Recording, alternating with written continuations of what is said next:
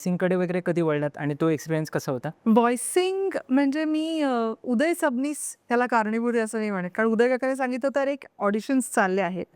तर आता बऱ्याच लोकांना माहिती असेल मला वाटतं.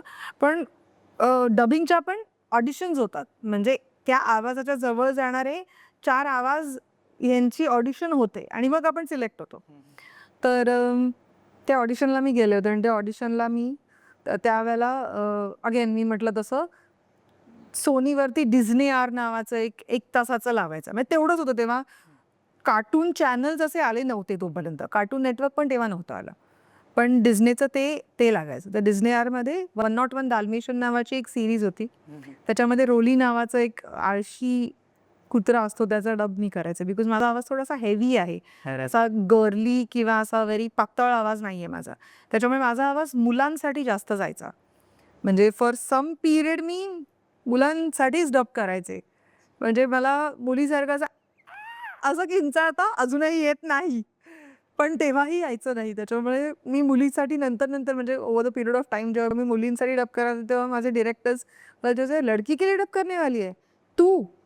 तू लडकी के लिए डब करने वाली है?" कारण ते यंग जे लहान मुलांचे आवाज असायचे ते त्यांच्यासाठी माझा आवाज जास्त जायचा. त्याच्यामुळे मी स्पिनेली नावाचं कॅरेक्टर होतं रिसेसमधलं. तेव्हा मी पहिल्यांदा मुलीसाठी गेला पण ती पण टॉमबॉयशच. त्याच्यामुळे ते पण निघून गेलं. म्हणजे असं नाही की मुलीचा एक असा तो सॉफ्ट कार्टूनचा जो एक पातळ आवाज असतो तो नाहीये माझा. My voice is very husky grainy असा बेस थोडासा असलेला असा व्हॉइस आहे. तर मग ते मी करायला सुरुवात केली. तर मला इतका कंटाळा यायचा डब करायला सुरुवातीला अगदी ऑनेस्टली. कारण जितकं सोपं वाटतं तितकं निश्चित सोपं नाही आहे. सरावाने तर कुठलीही गोष्ट सोपी होऊनच जाते. पण असं वाटतं लोकांना अरे तुम्हाला तर काय स्क्रिप्ट दिलेलं असतं, समोर मॉनिटर असतो, फक्त म्हणजे कार्टून चालू असतं, तुम्हाला फक्त मॅच करायचं असतं.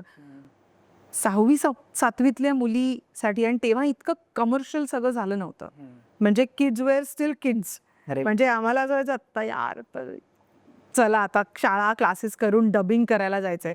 मला असं व्हायचं अरे. आणि मी कित्येक वेळेला बघत बसायचे पेनचा आवाज करत नुसतं तो चाललाय ते कार्टून बघतच बसायचे. मला अजूनही आठवतं त्यावेळेला आमच्याकडे तो असा खर्रखटक वाला फोन होता. आणि Manmohan Mattoo who was my first ever director, dubbing director. त्यांनी बिचाऱ्यांनी सहन केलं मला, पण तितकंच शिकवलं पण त्यांनी मला. तर त्यांचा फोन आला होता, की "परी तेरी आवाज सिलेक्ट हो गई है." मला असं झालं, अरे देवा! म्हणजे मी हे रिॲक्ट नाही केलं तेव्हा. पण म्हटलं, "अरे यार, मी ऑडिशन करायलाच इतका वेळ जातो, आता अख्खा एपिसोड डब करायचा म्हणजे किती वेळ जाणार?" बरं. पण मग मी ते डब करायला सुरुवात केली. कंटाळत म्हणजे एक एपिसोड करायला मला 3 तास, 4 तास वगैरे लागायचे आणि असं सगळं.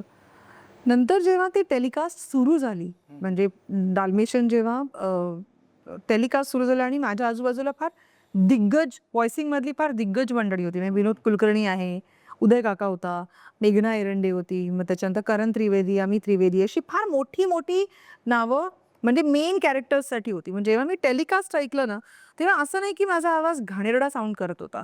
पण मला कळलं की ह्याच्यापेक्षा बेटर आपण करू शकतो. म्हणजे त्याच्यात मी माझा जीव नव्हता ओतला. मी कंटाळत करत होते. मग मी जरा डबिंग सिरियसली करायला सुरुवात केली.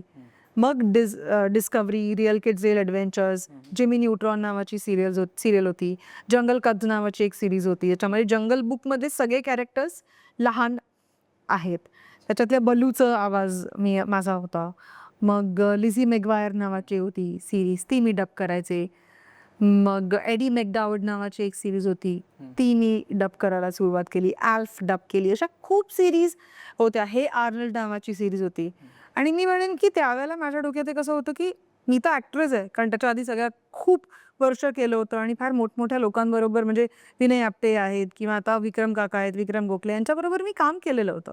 त्याच्यामुळे मला असं वाटायचं की अरे मी तर ॲक्ट्रेस आहे ना, तर मी डबिंग इझिली करू शकते. तो फार मोठा भ्रम होता माझा. कारण ॲक्टिंगमध्ये मला असं वाटतं की आपले हातपाय म्हणजे काय म्हणतात अख्खे हावभाव, हातवारे, माझे डोळे, माझं अख्खं फेशियल एक्सप्रेशन्स मी संपूर्ण स्वतः ॲज अ ह्युमन म्हणून पोर्ट्रे करू शकते एक अख्खं कॅरेक्टर. राईट. डबिंगमध्ये हे सगळं मायनस करायचं, फक्त आवाज. त्या कॅरेक्टरचा तुमचा जो आवाज सिलेक्ट झालाय तो आवाज आणि मग त्याचे मॅनरिझम्स, त्याच्या हालचाली, त्याचे हावभाव, त्याच्यामध्ये तुम्हाला कसं शिरता येतंय. That is what the dubbing is I think. की बरं आणि डबिंग पण over the period of time खूप बदलत गेलं. म्हणजे त्यावेळेला जे डबिंग होतं ते आणि आत्ताच्या डबिंगचा ट्रेंड याच्यात खूप फरक आहे.